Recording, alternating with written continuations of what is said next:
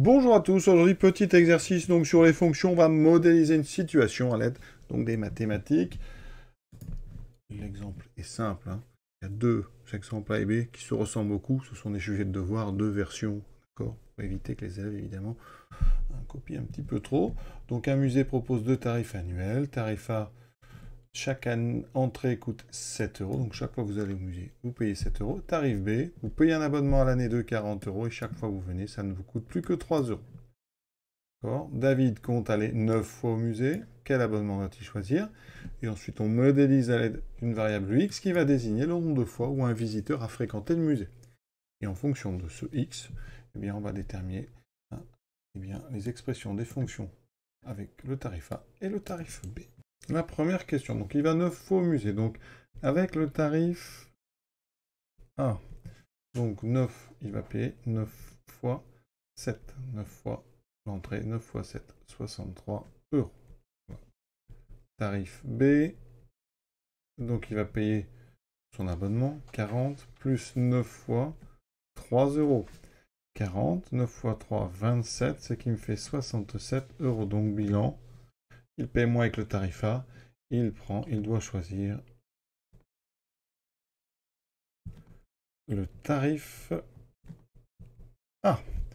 Deuxième question, maintenant des formules. Alors, on prend X entrée. Tout à l'heure, c'était 9. Maintenant, on généralise.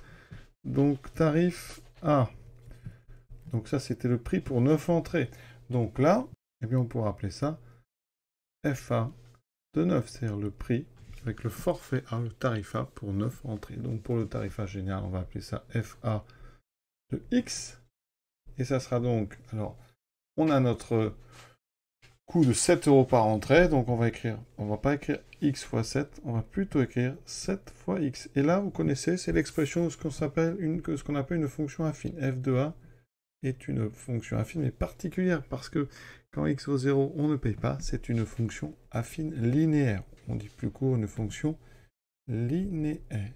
Ça correspond à une situation de proportionnalité. Le tarif B est un petit peu plus complexe, puisque si vous voulez savoir combien vous payez, vous devez d'abord mettre 40 plus le prix par entrée qui est de 3, donc ça fera plus x fois 3 qu'on va écrire plutôt 3x. Et là, dans ce cas-là, vous voyez bien que pour x égale 0, ça ne fait pas 0, ça fait 40. Si vous ne venez pas, vous payez quand même 40. Donc f b n'est pas une fonction linéaire, mais par contre, c'est une fonction qu'on appelle affine. Elle est affine, mais n'est pas linéaire. Les deux courbes, quand on les trace sur les droites, celle de FA va passer par l'origine, celle de FB ne passera pas par l'origine. Petit bonus, les courbes. Vous voyez qu'en bleu, ici j'ai représenté le tarif B, en rouge le tarif A. Donc on voit bien que le tarif A, donc ça correspond à la fonction donc FA, expression 7x.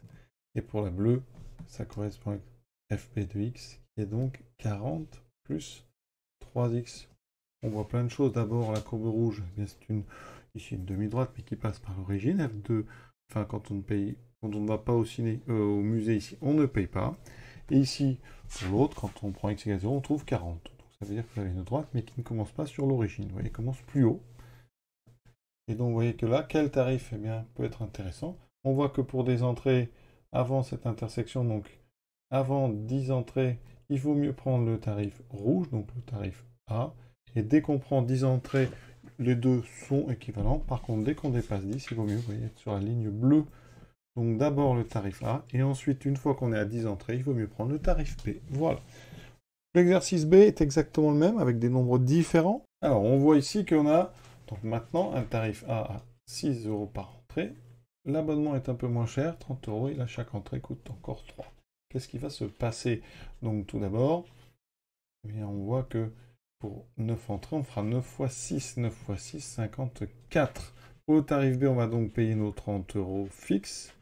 Et on fera 3 euros par entrée. On vient 9 fois, ça fera 30 plus 9 fois 3, ce qui fait 30 plus 27. Donc ça fait 57 euros. Donc ici, on voit que le tarif B est plus cher, donc le tarif A est avantageux.